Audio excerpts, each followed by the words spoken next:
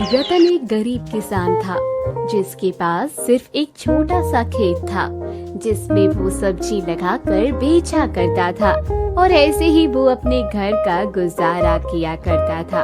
उसकी पत्नी सपना भी उसका काम में हाथ बटाती थी। एक दिन दोनों पति पत्नी खेत में काम कर रहे थे। सपना की तबीयत कुछ खराब होने लगी थी। अरे क्या हुआ सपना, तुम ठीक तो हो ना? पता नहीं जी, मुझे बहुत चक्कर आ रहे हैं, ऐसा पहले नहीं हुआ। सपना ऐसे कहते हुए बेहोश हो जाती है। रतन को कुछ समझ नहीं आता है।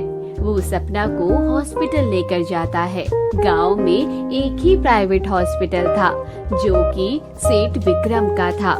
रतन सपना को हॉस्पिटल लेकर तो आ गया था, परंतु उसके पास पैसे नहीं थे, जिसके कारण डॉक्टर इलाज करने से इनकार कर देता है। देखिए, सारे गांव वालों को पता है कि यहाँ पर पहले फीस जमा होती है, उसके बाद ही इलाज होता है। मैं बहुत मजबूर हूँ, मेरी मदद करें, मैं हॉस्पिटल का बिल चुका दूंगा। आप ऐसा करें कि सेठ विक्रम जी से बात कराएं। अगर वो कह देंगे तो हम आपकी पत्नी का इलाज बिना पैसों के ही शुरू कर देंगे। रतन भागता हुआ सेठ विक्रम की हवेली की तरफ जाता है और अंदर जाते ही सेठ विक्रम के सामने हाथ जोड़ लेता है। सेठ, मेरी मदद कर दीजिए, मेरी पत्नी बीमार है, मेरे पास पैसे नहीं हैं। आप अपने हॉस्पिटल के डॉक्टर से कहिए कि वो इलाज कर दे, मैं जल्दी से हॉस्पिटल का बिल चुका दूंगा सेठ। देखो, ऐसा मैं तुम्हारी मदद करने के लिए नहीं कर सकता। अगर तुम्हें पैसे उधार चाहिए तो वो तुम मुझसे ले सकते हो। फिर आप जल्दी से मुझे कुछ पैसे उधार दे दीजिए, मैं आपको जल्द लौटा दूंगा। देखो, तुम हमारे पैसे एक हफ्ते के समय में लौटा देना। हमारे पैसे सूद समेत देने होंगे, नहीं तो अच्छा नहीं होगा। रतन सेठ की बातों पर गौर नहीं करता। वो तो अपनी पत्नी के लिए चिंतित था। वो जल्दी से सेठ के आदमी से पैसे लेता है और अपनी पत्नी का इलाज करवाता है। कुछ ही देर में उसकी पत्नी को होश आ जाता है।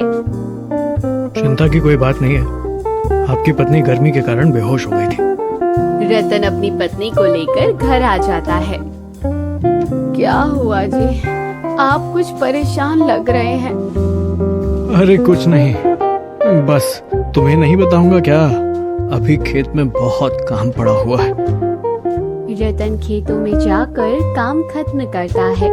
जैसे ही उसकी नजर सामने डकैतों पर पड़ती है तो उसे ऐसा लगता है कि कोई उसे चुप कर देख रहा है। रतन घर को वापस जाने लगता है कि उसके सामने अचानक से सेठ विक्रम के आदमी आ जाते हैं। रतन, अरे सेठ विक्रम जी ने पैगाम भेजा है कि इस हफ्ते के खत्म होने से पहले पहले पैसे सूद समेत लौटा देना, नहीं तो तुम्हारे ये खेत हमारे हो जाएंगे। ये सुनते ही रतन के पांव से जमीन निकल जाती है। इससे पहले रतन कुछ कहता, सेठ का आदमी वहाँ से चला जाता है। रतन जैसे ही घर आता है, उसकी पत्नी उसे परेशान देखकर पूछती है, क्या हुआ जी, आप इतने परेशान क्यों लग रहे हैं? अरे क्या बताऊं तुम्हें कि किस मुसीबत में फंस गया हूँ। फिर रतन सारी बात अपनी पत्नी को बताता है, जिससे सुनकर उसकी पत्नी भी परेशान हो जाती है। दोनों बिना खाना खाए हुए सो जाते हैं। अगले दिन रतन अपनी पत्नी से कहता है, मैं सोच रहा था कि सेठ के पास जाकर उनसे थोड़ा समय मांग लेता हूँ। हाँ, ये सही रहेगा। आप पहले जाकर सेठ से बात करिए, फिर आप खेत में काम पर जाइएगा। रतन घर से सीधा सेठ विक्रम के पास जाता है। हाँ रतन, कैसे आना हुआ? क्या उधार के पैसे लौटाने आए हो? अरे सेठ, ये क्या उधार देगा वापस? इसके पास तो खुद खाने के लिए पैसे नहीं है। ये तो जरूर अपने खेत को आपके हवाले करने आया है। ना ना, मैं अपने खेत नहीं दूंगा। मैं इनसे 1 महीने का समय मांगने आया हूँ। कोई समय नहीं मिलेगा। पैसे लेते हुए तुझे ख्याल नहीं आया? अब समय मांग रहा है? तेरे पास इस हफ्ते का ही समय है। अगर तुमने पैसे नहीं चुकाए तो तुम्हारे खेत पर हमारे आदमी कब्जा कर लेंगे। इससे पहले रतन कुछ कहता, सेठ के आदमी उसे धक्के मार के वहाँ से निकाल देते हैं। रतन परेशानी में खेत की ओर जा रहा था कि उसे रास्ते में एक बूढ़ी औरत नजर आती है जो पानी पानी कह रही थी। रतन भाग कर जाता है और पानी लाकर उस औरत को पिलाता है। वो औरत बहुत खुश होती है और रतन से कहती है, बेटा, तुझसे पहले भी यहाँ से 2 लोग गुजरे, परंतु किसी ने मुझ पर दया नहीं खाई। तू बहुत भला इंसान लगता है। ये ले तेरी भलाई का इनाम।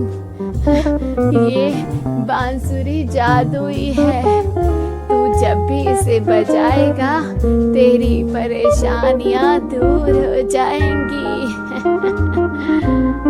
रतन उस बूढ़ी औरत की बात को नहीं समझ पा रहा था, परंतु वो उस औरत का दिल रखने के लिए वो बांसुरी रख लेता है और खेत में जाकर एक काम करने लगता है। जब वो थक जाता है तो एक जगह बैठ जाता है और वो बांसुरी निकाल कर बजाने लगता है। जैसे ही वो बांसुरी बजाता है, उसकी खेत में लगी लौकी बड़ी हो जाती है और ये देखते ही देखते सारे खेत में लगी लौकी तैयार हो जाती है। रतन के होश और उड़ जाते हैं ये देखकर कि वो आश्चर्यचकित रह जाता है। ये बांसुरी तो सच में जादुई है। कमाल हो गया, कमाल हो गया। रतन जल्दी से बांसुरी को संभाल कर रख देता है और फिर खेत से सारी लौकी निकाल कर बाजार में बेचने को चला जाता है। अरे, इतनी जल्दी लौकी भी आ गई? कितने में दे रहे हो ये लौकी? ये लौकी तो बहुत नरम और ताजी है। अब सभी अभी के अभी खेत से उतार कर लाया हूँ। ये आपको 50 रुपए के हिसाब से किलो दूंगा। 50 रुपए तो ज्यादा है, मैं 40 दे सकता हूँ। ठीक है, कितने किलो लगा दूं? देखते ही देखते बहुत सारे ग्राहक रतन के पास आ जाते हैं और सारी लौकी बिक जाती है। रतन के पास इतने पैसे जमा हो जाते हैं कि रतन सेठ का उधार सूद समेत वापस कर देता है। अब क्यों आए हो? क्या तुम्हें मेरी बात समझ नहीं आई? क्या तुम्हें मेरी बात समझ में नहीं आई थी? इस हफ्ते का ही समय है तुम्हारे पास। आपकी सारी बात समझ में आ गई थी सेठ जी, इसीलिए आपका उधार वापस चुकाने आया हूँ।